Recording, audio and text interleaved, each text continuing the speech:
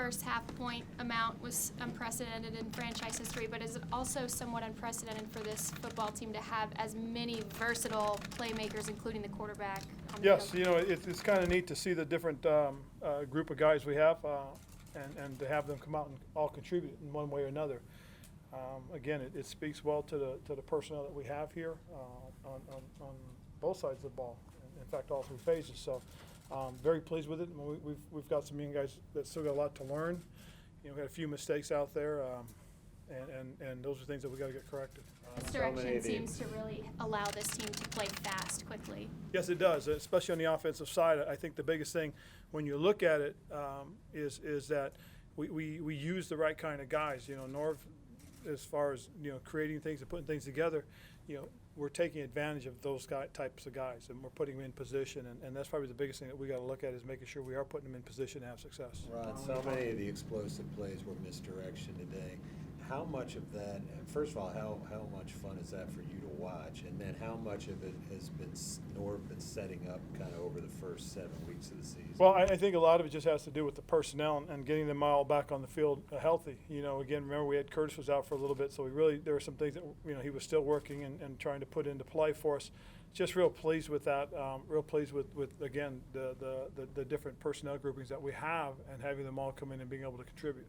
Talk about Curtis and seeing what he was able to do, playing 9 games last year, coming in today with 2 touchdowns and doubling that today alone. What has he offered for you now that he's healthy? Well, he's just explosive, and he's a dynamic playmaker, and you know, a lot like in the mold of DJ, he's tough to bring down.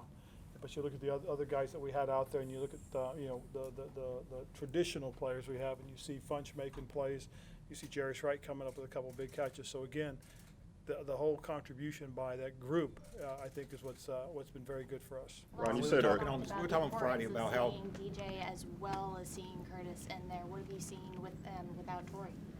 Well, you know, it gives us a different type of game. You know, Torrey's our vertical attack guy, and he's been very good at that for us. But with these young guys, you know, we can go sideways with them because of their quickness and speed and their ability to make cuts. And as I said, they're tough to bring down. Ron, you we said were talking earlier on Friday about how Norv gets pegged into a certain kind of a play caller. What's that double reverse say about him?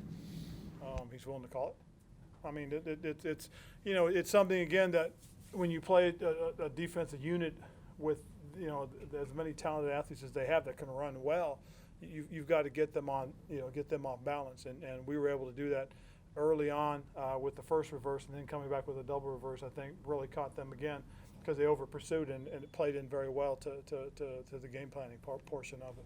Ron, I'm going to the other side of the ball. You said earlier in the week that the way to stop and neutralize Fitzpatrick is that pass rush and pressure. So how effective was? We were very effective, except for probably the end of the third quarter into the fourth quarter. You know, they were able to lock us up front. I thought our guys rushed well for the most part, but we had a little bit of a lull, which got a little hairy there for a little bit. For the most part, we were able to keep it in front of us, which was important. We did give up a couple of chunk plays that was disappointing because our guys, we had guys there in position to make plays, and we didn't, unfortunately. But again, you know, as I said earlier, we just got to make sure we're giving them an opportunity to make plays, and you know, we're putting them in position. But real pleased with the effort that we got. I mean, this is the number 1 offense in the NFL right now. So. We were able to hold them right around 300 yards. So, you know, kudos to what Eric and their coach staff did, and kudos to the defensive guys going and execute. This is the second week in a row then that your team has seen a top-ranked unit in the NFL and held them, or I guess just kept them in check. So do you see these guys kind of take it personally going into the week? It's a challenge. It really is. And again, when you go back to last week, you talk about the number 1 defense and their ability to get after the passer and the way our guys anchored down and held up. And then today, you know, coming up against a very dynamic and explosive offense and being able to keep them in front of us speaks well to the fact that our guys accepted the challenge. I mean, like I said, that was an impressive thing, and very pleased with that. Was this James Bradbury's best game of the season, and It was how one did he of and them. Dante It complement really each was other? one of them. I mean, he did some really good things, and really pleased with the effort that we got from James. I mean, it was as solid as it gets.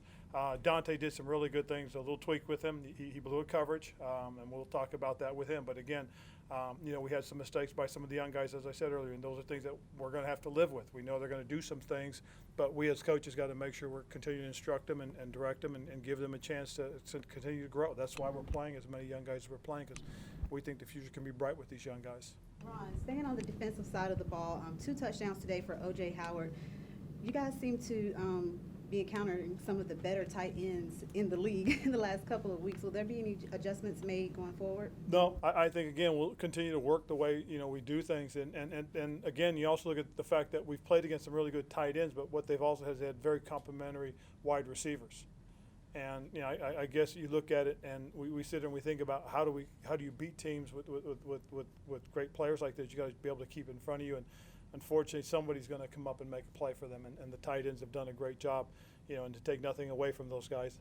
And our guys are battling, doing the best they can. Eric Reed gave you guys a spark and then gutted through Yes. what looked like a pretty apparent shoulder injury late in the game. Very much so, very courageous. The young man came in and had a big interception, big return, set us up for a touchdown, which was great and helped kind of start the momentum for us, which I think we needed, obviously, because of the way, their ability to score.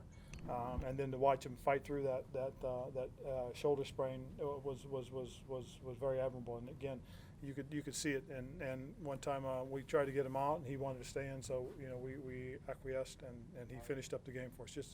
Just a great effort on his part. You seemed to call it last week. You said, DJ Moore had a big game last week. Said it might be somebody else this week. Curtis Samuel steps up. It speaks to how many weapons you have on offense. It does. And again, when you look at the offense and you see the things that are happening, you see the very steady players. You see the Greg Olsen very steady. You see the Christian McCaffrey very steady. You see Funches being very steady. Jerry's right. We've got a couple of dynamic young guys that can be explosive, which we see. And then who knows what will happen next week? Somebody else may step up. So it's exciting to have these kind of players on the field that give you an opportunity to succeed. Wilson has 7.5 sacks for you guys after his 3 today. At 31 years old, what does he provide for you in that D-line? I think the biggest thing is he's explosive off the end and can make an impact. And it's good to have a guy like that just making plays for you. When the Bucks came back to cut it down to 1 score there at the fourth quarter, how important was that drive? I think it was 90 yards to go down and score and kind of impose your will to push it back to 2 scores. Well, that's important. Again, to be able to do what we did. I mean, again, we had opportunities in the third quarter and we didn't convert.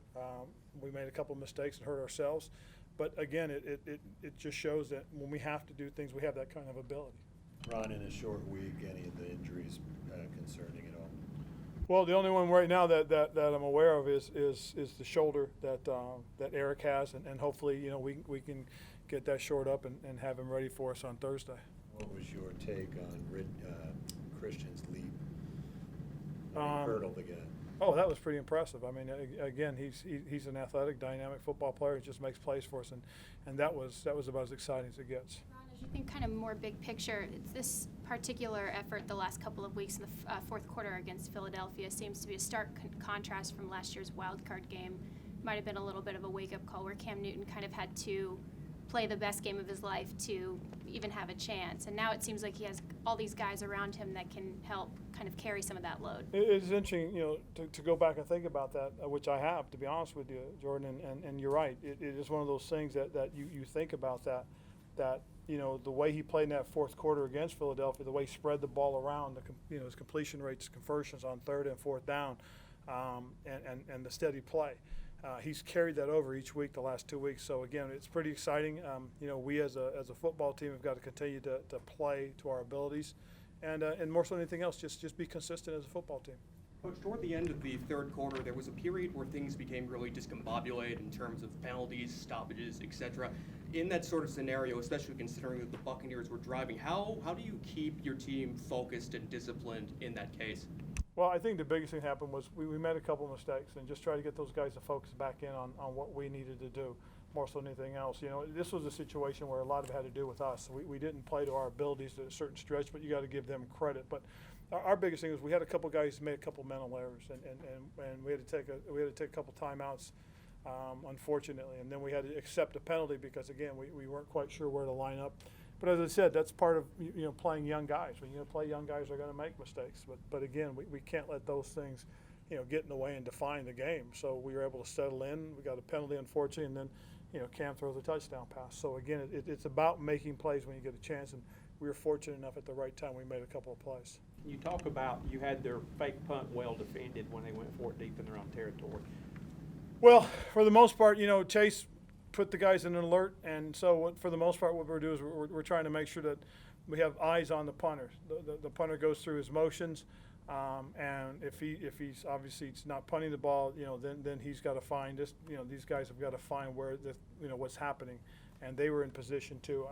I thought our gunner, Curtis Samuel, was very aware. When the guy tried to cut back inside for the ball, Curtis was in the area, and again, it just speaks well to what Chase and Heath do when they work our guys and they talk about those things. When you guys have 11 picks through the first 8 games, you had 10 total last season. Is that something that has become almost an essential core part of the secondary? I think so. I think that the secondary really is kind of shaping up very nicely, and the more they play together, I think the more opportunities they'll have. It's good to see those guys come up and make plays when they had opportunities. And again, as you asked earlier, James Bradbury had just a tremendous game, and probably the only thing that would have made it an even better game is if he had intercepted one of those balls. But he was there he needed to be, knocked the balls down, and defended very well. Do you expect Dante to come into his rookie season and lead the team with 4? Not necessarily, but we expected Dante to come in and play. I mean, he's a special athlete, and he's one of the guys I thought our scouts did a great job. And as I told you guys before, Marty was very patient during the draft, and when the opportunity came, he was there.